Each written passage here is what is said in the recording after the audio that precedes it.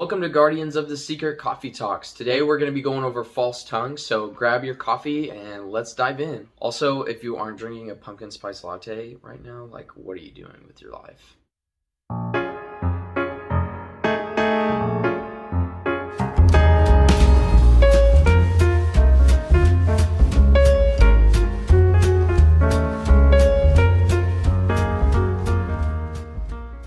So with False Tongue, I really wanted to talk about the witch trials in Salem, Massachusetts. I think it's a really important cautionary tale, and it is a tale about how people of power abuse religion to justify their actions, to persecute women, to persecute social outcasts and other people who don't agree with their theology.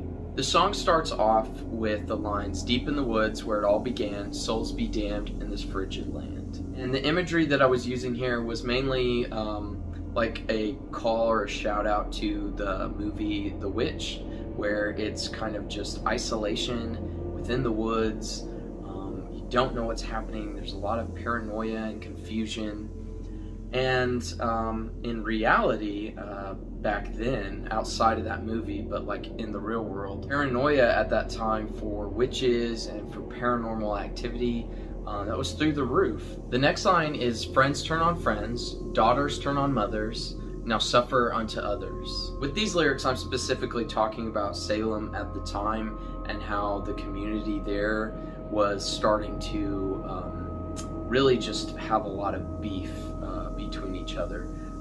There was a lot of deep political and theological unrest amongst the community members, and they were starting to really just turn on each other. And not because there were witches. The witches came much later, or the idea of people being possessed by the devil came much later. This was stuff prior to that happening. And the daughters turn on mothers line, that's specifically talking about how when there were testimonies later, daughters were trying to turn their mothers in, and friends were turning each other in, and there was just a bunch of lies at that point to just get people in trouble and just to get off the hook.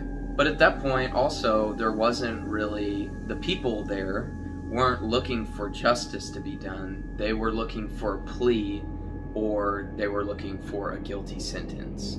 There really wasn't much of an option there. People in the trials weren't going to let there be a non-guilty verdict. Already is just setting up the idea for justice to not be done and for people to be exploited and abused and used. The next line is, "Nosedive into madness, fear the religious fanatics, line your pockets, slaughter the sheep, make your plea now, witchcraft." Like I had said, with these trials, they weren't really going for justice or to really determine whether or not someone was actually a witch or not. They just wanted to hear a guilty sentence, and they wanted people to plea. Line your pockets, that particular part is just talking about how the pastor at the time, I believe, or the priest, he was just trying to get money from a lot of this. That was at the root of quite a bit of it, is he was just wanting to collect money up and was wanting to be a bigger influence on the community. Slaughter the sheep, that's particularly talking about the reference to people being sheep in Christianity, and how the body of Christ is, led by the shepherd Christ. But now the church, in this instance, within these trials, are just slaughtering the sheep needlessly. And after the line witchcraft, we go into a breakdown, and then it goes into a chorus, and the chorus goes, "Crushed under the weight of ignorance, a false tongue never makes a guilty person." So the first part of the chorus is really sad. There was a man who was put on trial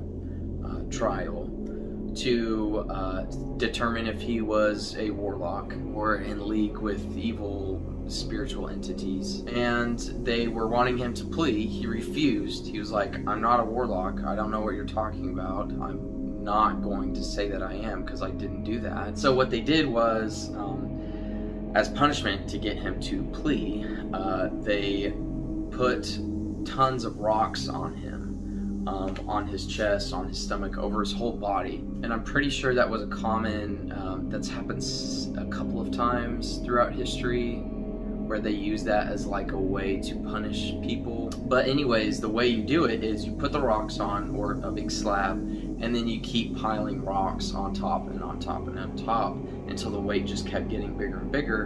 And then at that point, the person would either plea to it or they would die. And so this man was just being crushed by the ignorance of these people accusing him of doing this. And the story goes that he had said more weight at one point. In defiance, they kept putting on more weight, and it crushed him so much that his tongue popped out of his mouth. And someone, I can't remember who it was, but he was like, in the judicial system and was helping make the decisions to put these rocks on him. He got his cane, and he poked the man's tongue back in his mouth. The man eventually died, obviously. The whole idea is he's just being killed and crushed by this pointless ignorance. Next part of the chorus is "A false tongue never makes a guilty person." This was said by a woman on trial during that time. She had basically said that, if I were to confess to these, sins or atrocities or whatever, what have you, it doesn't make me guilty. Like, I can sit here and tell you all day long that, well, I'm a witch, but in reality, I've never done that. So whether you want me to plea it or not, I'm still innocent. And then after the chorus, it jumps into the next verse. "Kill the woman, kill the heretic, put the noose around the neck, and watch it snap." So believe it or not, during the witch trials in Salem, there actually wasn't any burnings or drownings. It was all done by hanging of the neck. Well, and the man who was crushed under the weight of rocks. The next part is mass hysteria. The people at Salem, Massachusetts during that time was definitely going through a bout of mass hysteria. It was catching like wildfire. Cautionary tale when it comes down to fear and untrust. And it just shows how much our imaginations and our fear can get the best of people as a whole. This entire little community was just overtaken and overwhelmed by this sense of fear. The next line during the breakdown is 20 shallow graves buried without a name. There were 20 people in particular who were buried in pretty shallow graves, and they had no names. The whole witch trials during this time was just not okay. It was just persecution of innocent people, and then even the killings were sloppy. They just didn't care. And it jumps back into the chorus. And after the chorus, it goes into the final breakdown. This is personally my favorite part of the song. "In the dark and the damp, I make my stand. I can't be drowned in the lake or burned at the stake." The line "in the dark" and "in the damp" is particularly referencing the jail in Salem, Massachusetts, where people were housed before they went on trial. The conditions within that jail are just truly atrocious. It was wet, it was damp, it was cold. There weren't enough provisions given or rations of food or water to the people. One woman was pregnant at the time of the trials, and she was housed in the jail. She gave birth to her child in the jail cell, and her child eventually died in the jail, and then she eventually died. This line in particular is just a kind of defiance against this malevolent force that's really bearing down on them. They're in the dark and in the damp, but they're going to make their stand there regardless of what the conditions are, and they're not going to falter because they know that they're innocent. I can't be drowned in the lake or burned at the stake. Like I said, those didn't happen in Salem, Massachusetts during that time. However, the imagination of when it comes to witch trials, we usually think of people being drowned or burned. Basically, this breakdown is talking about how the women and the children and the men who were abused and exploited during this time for religious gain and for monetary gain they won't be lost to the sands of time.